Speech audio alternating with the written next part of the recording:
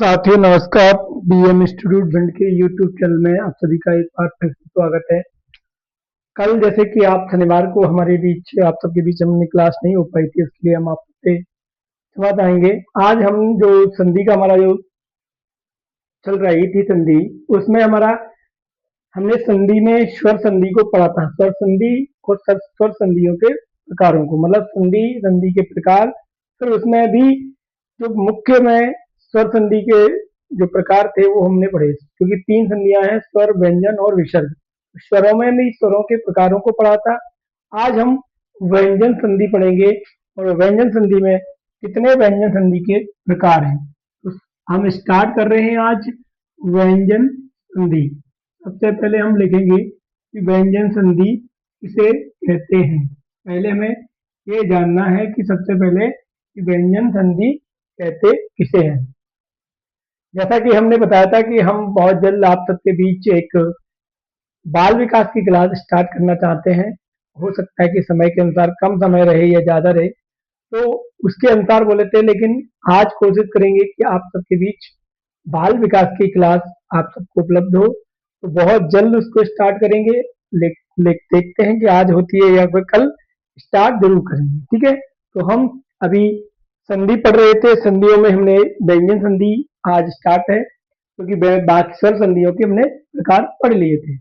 बाकी सब लोग आप क्लास में पढ़ ही रहे हैं, क्लास आपको अच्छी लग रही है तो लाइक शेयर जरूर करते रहें और जुड़े रहें, और BM institute YouTube channel Bhind से, क्योंकि आप सबको बहुत चीजें आगे धीरे धीरे उपलब्ध होने वाली हैं जिसमें आप जुड़े रहें। तो साथियों हम लिखेंगे व्यंजन संधि की परिभाषा।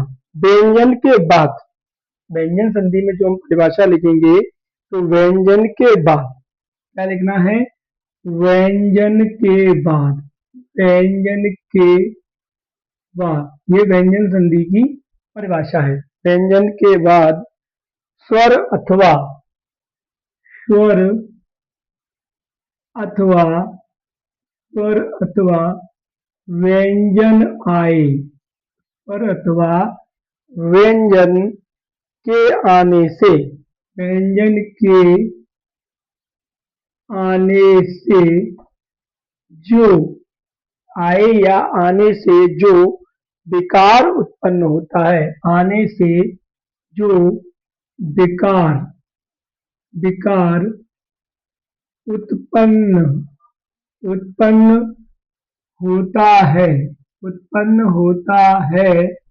व्यंजन संधि कहते हैं, व्यंजन संधि कहते हैं, व्यंजन संधि कहते हैं। तो हमें सबसे पहले इसकी परिभाषा समझ में आनी चाहिए कि व्यंजन संधि किसे कहते हैं। तो इसमें लिखा है कि व्यंजन के बाद स्वर अथवा व्यंजन के आने से, या तो स्वर आए या फिर व्यंजन ही आए। किसके बाद, व्यंजन के बाद। या तो व्यंजन के बाद स्वर आना चाहिए या व्यंजन के बाद व्यंजन ही आना चाहिए। अगर व्यंजन के बाद व्यंजन है या व्यंजन के बाद स्वर है तो वहां पर व्यंजन संधि होती है। तो व्यंजन के बाद स्वर अथवा व्यंजन के आने से जो विकार उत्पन्न होता है उसे हम व्यंजन संधि कहते हैं। ये हमें अच्छे से समझ में आना चाहिए कि व्यंजन संधि हम किसे कहते हैं। अब व्यंजन संधि कैसे हम समझ में आएगा किसमें व्यंजन संधि है, तो इसका एक एग्जाम्पल है, उसे हम लिखेंगे, और एग्जाम्पल से हमें समझ में आएगा कि कैसे समझ में आए कि इसमें व्यंजन संधि है। तो हम लिखेंगे, एक शब्द है सज्जन, सज्जन, सज्जन शब्द है, इसमें हमें ढूंढना है कि कैसे व्यंजन संधि होगी। हालांकि इसमें व्यंजन संधि है, क्योंकि अपन ने यहाँ लिखा है तो अपन समझ में आ रहा है कि व्यंजन संधि है, लेकिन व्यंजन संधि है कैसे ये समझना हमें यहाँ होगा। अब इसको हम क्या करेंगे, इसको हम तोड़ेंगे। तो कैसे तोड़ेंगे, ये हो जाएगा सत, सत, सत माने सही, सत माने अच्छा व्यक्ति, सत माने सही है, अच्छा व्यक्ति, और प्लस जन, जन माने कौन होता है, जो व्यक्ति है या कोई भी है, तो अच्छा व्यक्ति है वही तो सज्जन है। तो सत माने अच्छा, जन माने व्यक्ति, तो सत जन, सत प्लस जन बराबर सज्जन। तो क्या हुआ कि सज्जन है वही तो अच्छा व्यक्ति है, इसीलिए इसको बोला गया सत प्लस जन, इसको बोलते हैं सज्जन। ठीक है, यहां से आपको ये बात समझ में आई होगी। अब यहाँ पर क्या है कि हम इसको व्यंजन संधि में कई नियम होते हैं जो व्यंजन संधि को बनाने के, कि कैसे व्यंजन संधि बनाएं या कैसे उसमें पहचान करें कि इसमें व्यंजन संधि है। तो अब सबसे पहले हमें उसके लिए आप सबको नियम बनाने हैं, तो उसके लिए हमें लिखना होगा बनाने के नियम या व्यंजन संधि बनाने के नियम। व्यंजन संधि, व्यंजन, यहाँ लिख देंगे व्यंजन संधि बनाने के नियम। व्यंजन संधि बनाने के नियम ये हमें लिखने हैं। ठीक है, तो व्यंजन संधि बनाने के नियम लिखने के लिए हमें सबसे पहले करना क्या होगा कि हमें व्यंजन लिखने होंगे। तो व्यंजन कैसे लिखेंगे, यहाँ लिखना है क, ख, ग, घ और ङ। फिर लिखना है च, छ, ज, ज, ङ, ट, ठ, ड, ढ, ण, त, थ, द, ध, द, ध, न, प, फ, म, प, फ, भ, फ,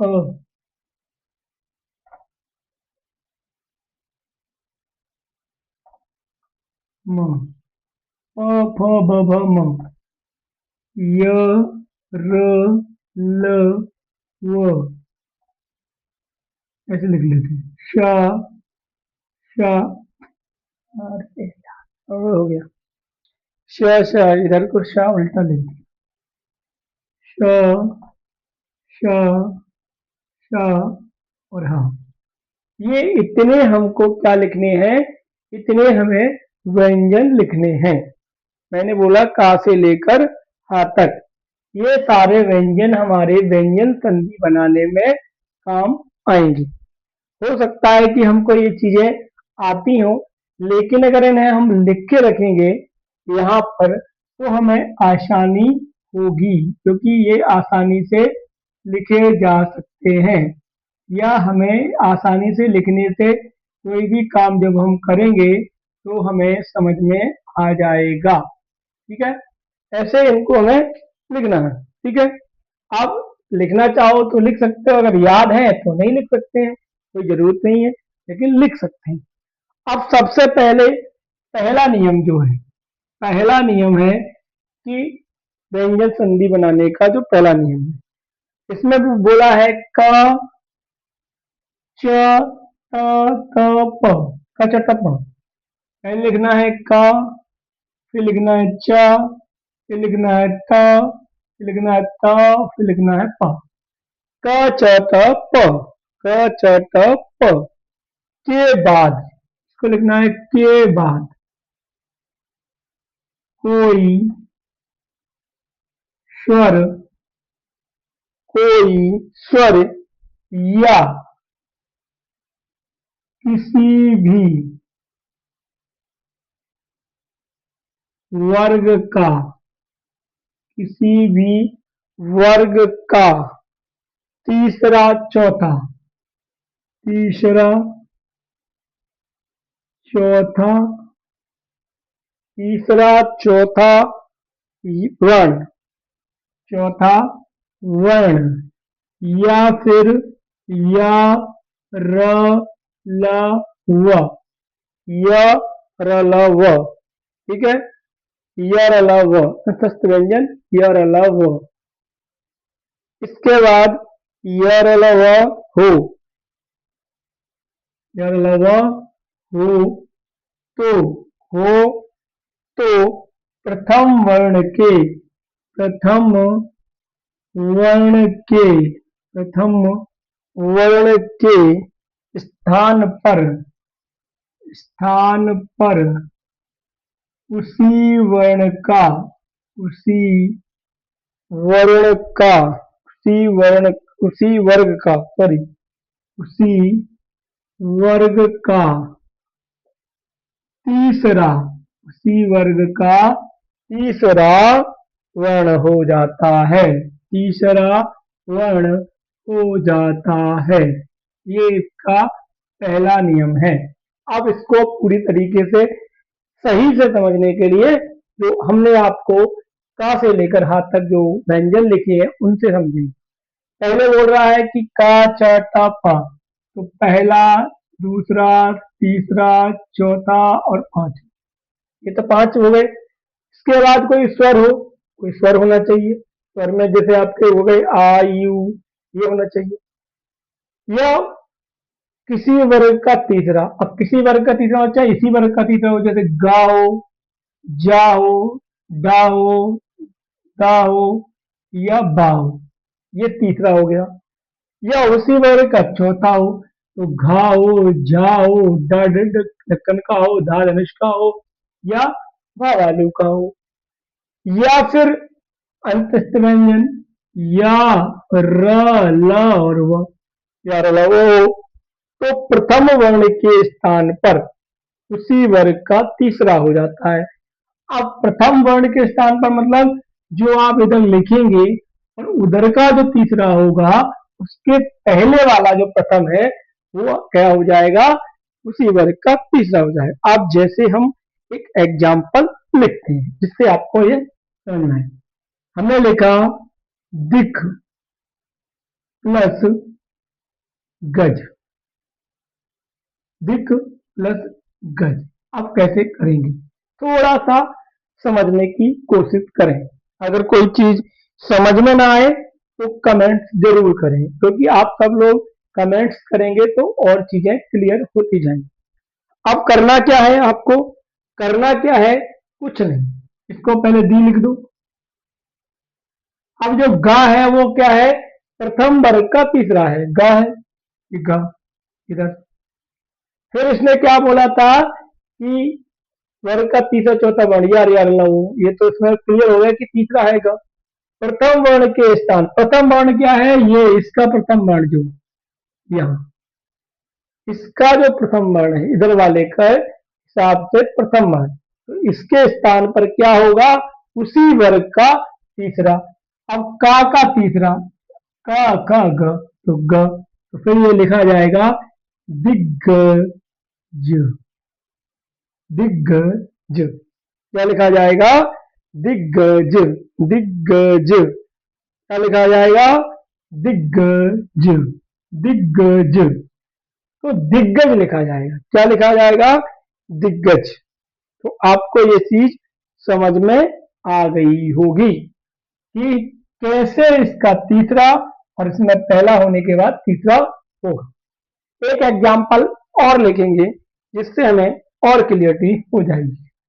लिखेंगे वाक प्लस इस, वाक प्लस इस, तो वाक प्लस इस। अब क्या था, देखो इधर क्या हुआ कि इधर का आ रहा था और गा पूरा, तो गा पूरा रहेगा, इसको याद रखना, गा पूरा रहेगा, लेकिन का आधा था तो इधर भी गा आधा ही आएगा, इसलिए इसको लिखा जाएगा दिग्गज, नहीं तो कंफ्यूजन हो जाए कि गा आधा किससे आएगा। अब दूसरा लिखना है वाक प्लस ई, तो मैंने फिर वही बात है, इधर का पहला है तो इसका तीसरा क्या होगा, गा, तो वा गा लिख देंगे।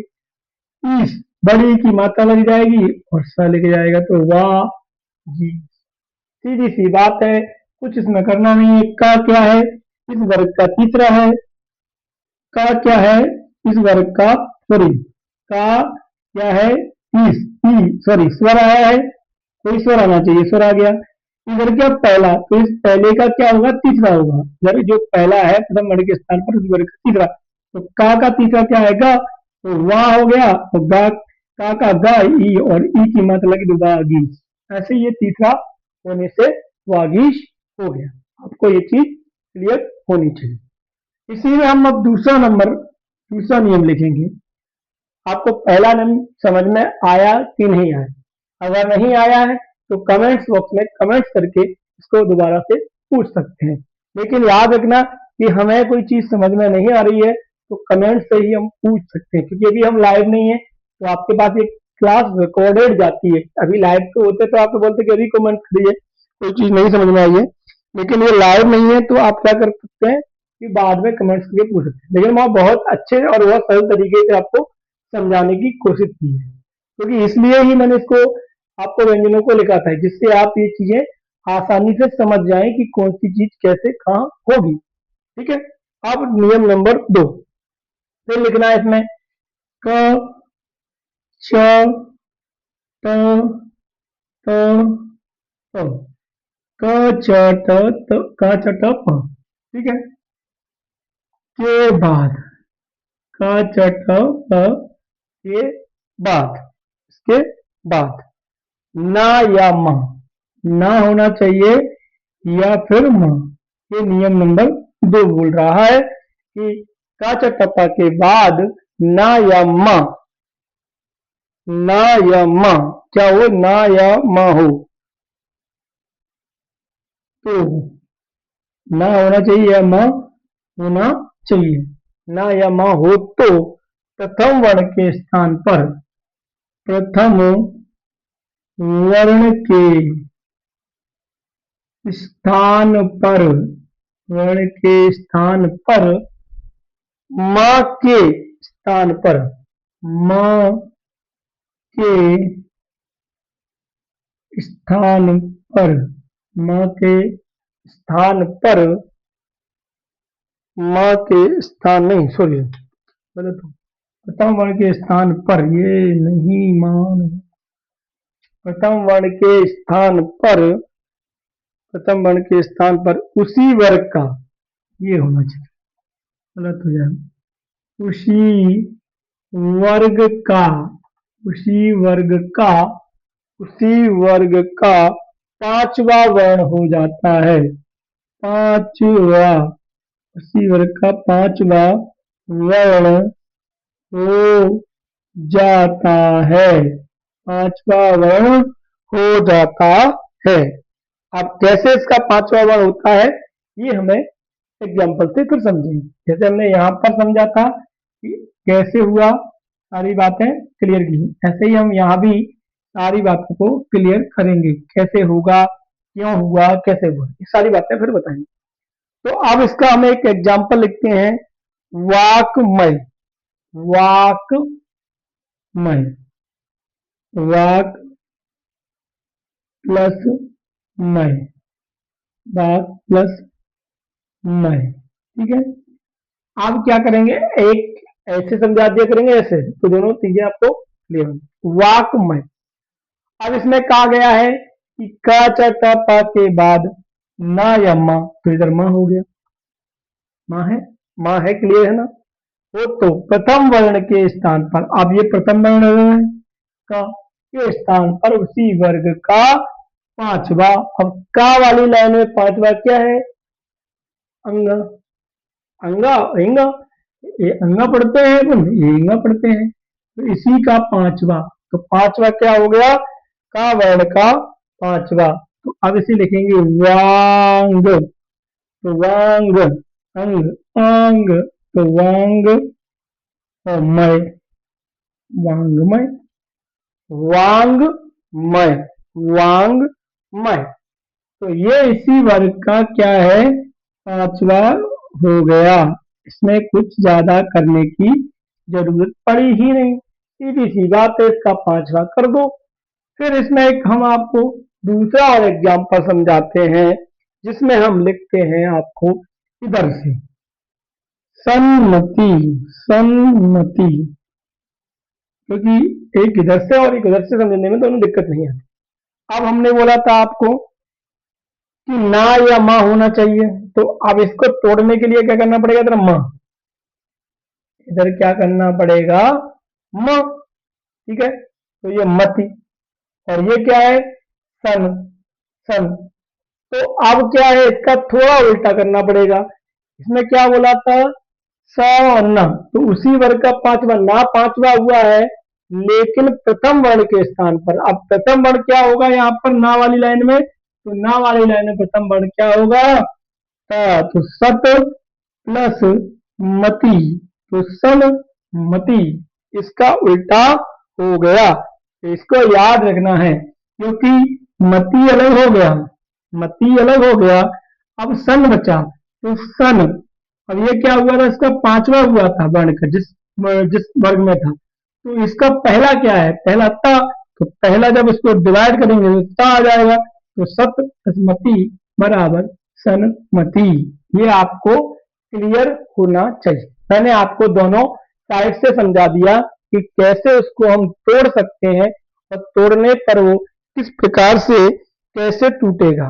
फिर दूसरी साइड बिना तोड़ के भी बता दिया कि ऐसे उसको दूसरी साइड से विभाजित किया जा सकता है। तो आपको कोई चीज समझ नहीं आ रही है या कोई चीज समझने में प्रॉब्लम है, तो मैं कई बार आपसे ये बात बोल चुका हूं कि आप कमेंट्स बॉक्स में कमेंट्स करके पूछ सकते हैं, कोई दिक्कत नहीं है। तो दो नियम मैंने आपको क्लियर करे हैं, अगर इनमें कोई किसी को प्रॉब्लम है तो वो कमेंट्स कर सकता है। ठीक है, आगे हम इसके बाद हम तीसरा नियम पढ़ेंगे। इसके बाद क्या करेंगे, हम तीसरा नियम पढ़ेंगे, तीसरा नियम पढ़ेंगे। यहां से हम तीसरा नियम पढ़ेंगे। ठीक है, अब हम तीसरा नियम पढ़ेंगे। ये हम रेज नहीं करेंगे, यहाँ से आपको बहुत सारी चीजें क्लियर करने में दिक्कत नहीं आती, इसलिए इसको हम लिख के रखें। ठीक है, अब हम तीसरा नियम लिखें। ठीक है, इसमें आपका ठीक है, ये तीन। अब नियम नंबर 3, नियम नंबर 3, किसी को दिक्कत पूछ सकते हैं। अब नियम नंबर 3 लिखेंगे, माँ के बाद, माँ के बाद, माँ के बाद का से माँ तक, का से माँ तक, का से माँ तक कोई वर्ण, कोई वर्ण, कोई वर्ण आ जाए तो, आ जाए तो, आ जाए तो प्रथम वर्ण के स्थान पर, प्रथम वर्ण के स्थान पर, प्रथम वर्ण के स्थान पर, प्रथम वर्ण माँ के स्थान पर, ऐसे लिखना पड़ेगा, प्रथम वर्ण माँ के स्थान पर, प्रथम वर्ण माँ के स्थान पर उसी वर्ग का, उसी वर्ग का, उसी वर्ग का पांचवा वर्ण हो जाता है, उसी वर्ग का पांचवा वर्ण हो जाता है, हो जाता है। ठीक है, परिभाषा में थोड़ा हो सकता है कि आपको डिफिकल्टी लगे या कुछ समझ में ना आए, तो आप आसानी से उसको समझने के लिए फिर से मैं जब उसका एग्जाम्पल समझाऊंगा तो आपको बहुत सारी चीजें एकदम क्लियर हो जाएंगी। अब एग्जाम्पल हम लिखेंगे तो उसमें चीजें बहुत क्लियर होंगी। जैसे सम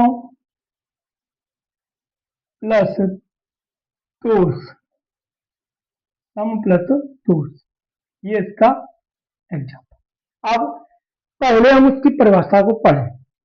माँ के बाद का से माँ तक कोई वर्ण आ जाए तो प्रथम वर्ण माँ के स्थान पर उसी वर्ग का पांचवा वर्ण हो जाता है। ठीक, उसी वर्ग का पांचवा। अब देखो, सम प्लस तोस, सम प्लस तोस। अब क्या, माँ के बाद का से माँ तक, माँ है, के बाद का से माँ तक, तो का के बाद क्या आया इसमें, ता, यहाँ आया ता, था पे की मतलब लगी तोस, तो ता। अब उसी वर्ग उसमें लिखा है तक कोई वर्ण आ जाए तो प्रथम वर्ण माँ के स्थान पर उसी वर्ग का पांचवा। तो यहाँ ता का पांचवा क्या है? न। तो फिर इसको क्या कर देंगे हम? सन, न आधा हो जाएगा तो शु, संतोष। क्या हो गया? संतोष। क्योंकि माँ आधा है, इसीलिए ये ना भी आधा आएगा। तो हमने लिखा स, तो माँ की जगह ना आधा, अर्थात की कीमत तो, क्योंकि उसी वर्ग का चाहिए, पांचवा उसी वर्ग का ये है। ठीक है, क्लियर? कोई चीज समझ में नहीं आ रही है तो कमेंट कर सकते हैं। एक इधर से लिख देते हैं हम, एक इधर से समझ में आ जाएगा। तो हम लिखेंगे संजय। ठीक है, अब देखो इसको कैसे लिखना है। तो इसको लिखना है पहले जय, इधर कर दो। ठीक, अब इधर जो शब्द लिखा होगा, क्योंकि उधर वाला जो पांचवा आया है, इसका मतलब इधर वाला कोई वर्ण होगा। तो कौन सा होगा? तो इसमें देखना पड़ेगा कि कौन सा हो सकता है। तो इसमें लिखा है, क्या लिखा है इसका, इसका आपको समझना होगा, क्योंकि ये जा आया, जा के बाद ही इसमें इसी वर्ग का पांचवा। तो इधर लिखा जाएगा सम और प्लस जय। तो ये हो गया आपका संजय, क्योंकि इधर के शब्द से कोई मतलब नहीं है। इधर क्या है? इधर तो वो दे ही दिया कि माँ ही आएगा, इधर तो इस वाले में तो माँ ही आएगा, लेकिन इधर कोई भी का से माँ तक आ सकता है। और तो प्रथम वर्ग माँ के स्थान पर उसी वर्ग का पांचवा हो गया, सम प्लस जय प्लस बराबर संजय। किसी को कोई दिक्कत तो पूछ सकता है, बाकी तो आप समझ ही रहे हैं। मैं बड़े आराम से, बहुत अच्छे से, बहुत धीरे से आपको क्लास चला रहा हूं, जिससे आपको कोई चीज की दिक्कत ना हो, कोई चीज एकदम करेक्ट समझ में आए, वो पूरी कोशिश मैं कर रहा हूँ। ठीक है, और नियम नंबर 4, नियम नंबर 4, जितने नियम आज होंगे कोशिश करेंगे। गर्मी है थोड़ा तो प्रॉब्लम रहती है, शरीर पसीने में खराब होने लगता है, तो मुझे भी गर्मी लगती है, इसलिए कोई दिक्कत नहीं है। अगर आपको लगे तो मैं देखता हूँ आगे। हम इसके नंबर, नियम बहुत हैं, इसके करीबन 10-12 नियम हैं। तो जितने नियम होंगे हम उतनी कोशिश करेंगे कि हम उतने नियम पूरे कर रहे हैं। अगर छूटेंगे तो नेक्स्ट क्लास में कर लेंगे, कोई दिक्कत नहीं है। 2-3 क्लास की जगह, 2 की जगह 4 क्लास हो जाएंगी। अगर हम अच्छे से समझ रहे हैं तो हमें एक आध दो क्लास कोई दिक्कत नहीं। अब हम फिर लिखेंगे इसके बाद पांचवा नियम, चौथा नियम, माँ के बाद, माँ के बाद या, र और व, या, र और व, या, सा, श, स और ह, ये होना चाहिए। ठीक है, माँ के बाद ये 7 वर्ण में से कोई वर्ण होना जरूरी है। हो तो, हो तो माँ के स्थान पर, माँ के स्थान पर, माँ के स्थान पर, हो तो माँ के, माँ का के स्थान पर, माँ के स्थान पर अनुस्वर, माँ के स्थान पर अनुस्वर, अनुस्वर हो जाता है, हो जाता है, हो जाता है। अनुस्वर क्या है? अनुस्वर होता है ये बिंदी। एक तो ये बिंदी होती है और एक ये बिंदी होती है, ये दोनों अनुस्वर है। जब मैंने आपको पढ़ाया भी था, वर्णमाला स्टार्ट की थी, तो अंग और आ, ये मैंने आपको अनुस्वर में पढ़ाए थे। इन्हें हमने कुछ और शब्द भी नाम दिया था। क्या नाम दिया था इन्हें हमने? अयोग बहा, इन्हें अयोग बहा भी कहते हैं, या इन्हें अनुस्वर भी कहते हैं। तो याद रखना कि ये चीज आपके बीच हो जाएगी, इसको हम यहाँ लिख सकते हैं। ठीक है, अनुस्वर हो जाए। अगर कोई चीज समझ में नहीं आई तो मैंने उसको आपको लिख दिया। अब जैसे इसको एग्जाम्पल से समझें कि जैसे जैसे में लिखेंगे सम प्लस सार, सम प्लस सार, सम प्लस सार। तो सम प्लस सार क्या होगा? इसमें लिखा है माँ के बाद या रा व सा, तो सा आ गया। वो तो माँ के स्थान पर आंसर हो जाता है, कोई काम ही नहीं है, सीधा माँ है तो ये आंसर इधर हो जाएगा, क्योंकि इसमें तो जाएगा नहीं, चेंज तो इधर को होना है, इधर ही चेंज होना है, तो ये इसी पे आ जाएगा, तो हो जाएगा संसार। सम प्लस सार बराबर संसार। फिर एक और एग्जांपल लिख सकते हैं, तो वो इधर लिख लेते हैं, संयोग। तो फिर वही होगा योग, और इधर जो मैंने बोला था कि माँ आना चाहिए, तो सम प्लस योग तो बराबर संयोग। कोई दिक्कत ही नहीं है, सीधा सा है कि माँ के बाद या र व स स ह, वो तो माँ के स्थान पर अनुस्वर हो जाता है, माँ के स्थान पर अनुस्वर हो रहा है। अगर जब उसको डिवाइड करेंगे, जब उसको तोड़ेंगे, तो आंसर ये माँ हो जाएगा, सीधा सा, कोई दिक्कत नहीं। नियम नंबर 5। नियम नंबर 5 है, थोड़े नियम कठिन होंगे, एक दो नंबर बीच में, तो उन्हें अच्छे से समझना होगा। ता और दा, ता और दा, ता और दा, या फिर चा, अच्छा, चा, अच्छा, ये दो, ठीक है, ये होने चाहिए, ठीक है, चा और छा। फिर आगे लिखेंगे चा, अच्छा, और इसको फिर लिखना है जा और झा, जा और झ हो तो, जा और झा हो तो, हो तो, हो तो, इसको हटा दो, भी क्लियर नहीं हुआ, बाद में समझाएंगे।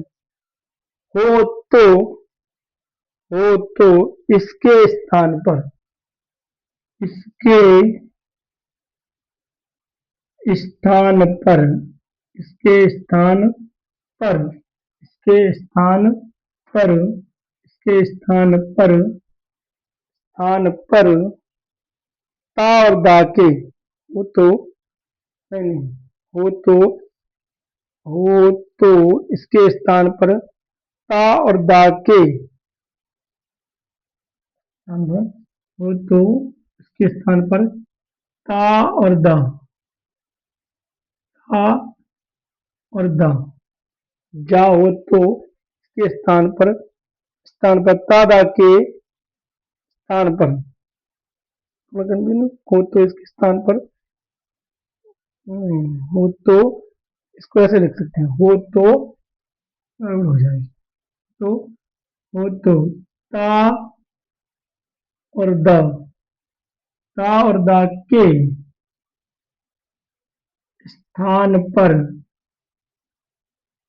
स्थान पर, ता दा के स्थान पर, स्थान पर ता हो जाता है, स्थान पर त हो जाता है, ता हो जाता है, ता हो जाता है, यदि, इसमें आगे फिर लिखेंगे, यदि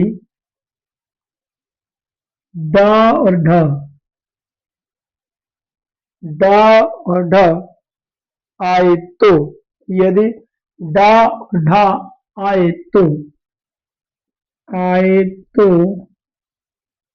दा धा आए तो, दा, ता और ता, ता और दा, ता और दा के स्थान पर, के स्थान पर, के स्थान पर, स्थान पर डा हो जाता है, डा हो जाता है, इस स्थान पर डा हो जाता है। थोड़ी सी कठिन है, समझने में थोड़ा सा कठिन नियम है, लेकिन अगर हम इसको लॉजिक से करेंगे तो ये आसान भी हो सकता है। ठीक है, कैसे? अब समझो, ये बोल रहा है कि ता और दा, चा छा, जा जाल हो तो, ये सारे शब्द होने चाहिए। ठीक है, ये इसी में है, थोड़ा हमने नीचे रख लिया। तो दा, ता और दा के स्थान पर टा, यदि दा और ढा आए तो ता और दा के स्थान पर ड डमरू वाला हो जाता है। ये याद रखना है। कैसे? तो ये समझे एग्जाम्पल से। कैसे समझेंगे? अब इसके कुछ अलग अलग शब्द हैं जो हमें लिखने हैं, तो वो हमें क्या है, एकदम करेक्ट कर देंगे। कैसे? ऐसे लिखो, ता और द, ये तो आपके शब्द हो ही गए। अब कोई भी चीज समझो, चा या छा, चा और छा आएगा तो क्या होगा, यहाँ पे चा हो जाएगा। जा और झा आएगा तो यहाँ पे क्या हो जाएगा, जा हो जाएगा। ठीक है, ये समझते चलो। ये देख इसकी ट्रिक है। ता और ठा आएगा, ता और ठा आएगा, मतलब पहला वर्ण होता जाएगा, यहाँ टा हो जाएगा। इसके बाद डा और ढा आएगा, डा डमरू वाला और ढा ढक्कन वाला आएगा, उसके स्थान पर डा डमरू हो जाएगा। और ला आएगा, इसमें लिखा नहीं है इसलिए इसको समझना है कि ला आएगा तो इस ला के स्थान पर लादा ला, ला ला के आगे ला। अब इसको हम एग्जाम्पल से समझेंगे कि कैसे होगा। ये आपके लिए बहुत मोस्ट इंपोर्टेंट ट्रिक है। कैसे समझेंगे? तो समझें। सत प्लस जन, सत प्लस जन। ठीक है, अब हमारा संधि का जो मूल विशेष होता है कि ज्यादातर संधि पीछे के वर्ण से, मतलब बीच के वर्ण से डिसाइड हो जाती है कि इसमें कौन सी संधि है। इधर वाले और उधर वाले से बहुत कम होता है कि संधि का आपको पहचान करनी हो। अब कैसे करना है? तो मैंने बोला था ता और दा। ठीक है, तो ये तो स होता, तो ता आ गया, ये क्लियर हो गया, ता है पहले। फिर चा चा तो ये जा है, तो जा, जा है। अब इसने बोला भी था ता के स्थान पर ता हो जाता है, और यदि डा और डा हो तो वहां पर डा हो जाता है। लेकिन लेकिन जा के स्थान पर क्या होगा, जा, क्योंकि ये ट्रिक भी मैंने लिखाई थी, तो आपको लिखना है सत की जगह ज, तो ज्यादा और जामी, तो सत प्लस जन बराबर सज्जन, क्योंकि उसी वर्ग का होना है। का और दा के बाद जो भी आएगा, तो जा और झा में से कोई आएगा तो जा, चा और छा में से आएगा चा, टा और ठा में से आएगा टा, डा और डा में से आएगा डा, और ल में से आएगा तो ला। ठीक, ये आपको क्लियर होना चाहिए। अब इसी में हम एक और लिख सकते हैं, तो एक और लिख सकते हैं। कैसे? ये शब्द आपने बहुत सुना है, उज्ज्वल, उज्ज्वल। ठीक है, उज्ज्वल। अब इसको हमें तोड़ना है, तो क्या करेंगे, ज्वल कर देंगे पहले। ठीक है, हो गया। अब क्या बोला था कि इसी का जब जा आएगा तो उसका ही वर्ण जा बनेगा, तो पहले क्या करना होगा, इसको सत प्लस ज, तो सत प्लस ज्वल बराबर सत प्लस जल, सॉरी सत क्यों है, उत, उत प्लस उ है ना, तो उत प्लस जल प्लस उज्जवल। ये आपको क्लियर होना चाहिए। अगर किसी को कोई परेशानी है, कोई समस्या है, तो वो पूछ सकता है कि सर कैसे हुआ। बाकी मैंने आपको बहुत क्लियरिटी और बहुत अच्छे से समझाने की कोशिश कर रहा हूं कि आपको कोई भी चीज ऐसी ना हो जिसमें आपको दिक्कत है। मैं कोशिश यही कर रहा हूँ। बाकी आप सब लोग कमेंट्स में भी कमेंट्स करके कोई चीज नहीं समझ में आती है तो पूछ सकते हैं। वो कोई ऐसा विषय नहीं है कि हम पूछें या ना पूछें, तो पूछ सकते हैं। नियम नंबर 6, आज की क्लास का लास्ट और अंतिम नियम मैं आपको क्लियर करूंगा और इसके बाद हम अपनी क्लास को समाप्त करेंगे। नियम नंबर 6, नियम नंबर हमको 6 पढ़ना है। नियम नंबर 6 पढ़ना है। ठीक है, तो नियम नंबर 6 हम लिखेंगे कि नियम 6 में क्या दिया हुआ है। अब हम इसको हटा भी दें तो कोई दिक्कत नहीं, क्योंकि बाकी चीजें अब हमने धीरे धीरे समझ ली हैं और वैसे भी कोई ऐसी दिक्कत नहीं। ठीक है, नियम नंबर 6, व्यंजन संधि बनाने का नियम 6। तो नियम 6 लिखेंगे ता और द, ता और दा, ता या दा। ठीक है, ता और दा के बाद, के बाद हा हलो हो तो क्या होना चाहिए? ता और दा के बाद हा हो तो, ता और दा के स्थान पर ता और दा के स्थान पर, स्थान पर, स्थान पर दा और हा, दा के स्थान पर दा और हा के स्थान पर धा हो जाता है। दा के स्थान पर दा और हा के स्थान पर धा हो जाता है। ठीक, ओके। इसमें क्या लिखना है? ता दा के स्थान पर, ता और दा के स्थान पर दा और हा, जो हा आया था ना, हा के स्थान पर, हा के स्थान पर हा, दा तो ता दा के स्थान पर तो दा हो गया, लेकिन हा के स्थान पर क्या हो जाएगा? धा हो जाता है, धा हो जाता है, धा, धा हो जाता है, धा हो जाता है।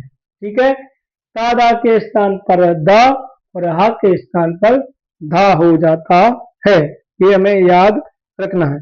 तो एक एग्जाम्पल से हम इसे समझें कि कैसे होगा।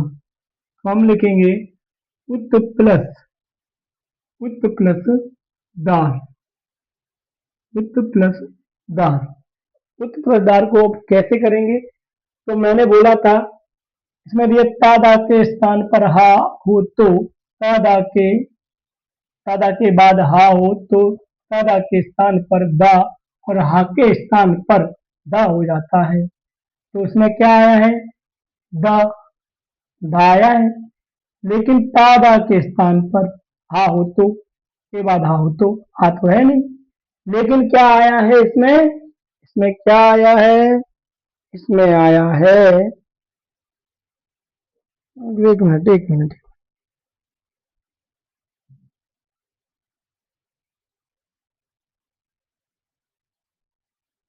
धार नहीं है, गलत हो रही है,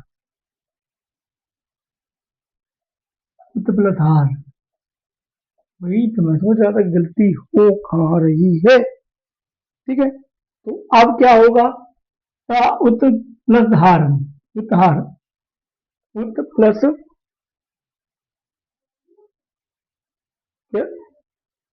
उत प्लस हार। तो उत प्लस हार का क्या होगा कि तादा के बाद हा हो, के बाद हा हो तो तादा के स्थान पर दा, तो उत प्लस, तो उ। ठीक है, अब ये क्या है? हा है, हा, तो हा के स्थान पर क्या होना चाहिए? धा, तो धा कैसा होगा? वो भी आधा, और फिर दा, तो ता की जगह पे क्या हो जाएगा? ता की जगह पे दा, तो दा और धा कैसा है? आधा, तो हो जाएगा आपका धार। लेकिन इसे लिखेंगे तो ऐसे भी लिख सकते हैं, उद धार। लेकिन जब हम इसको लिखते हैं तो धा को आधा दा में कर देते हैं और ये शब्द साथ में इसमें जुड़ जाता है, इसलिए हम इसको उद्धार लिखते हैं। ये हमें अच्छे से समझना है। तो क्या हुआ कि यहाँ पर ता दा के बाद हा है, सही बात है।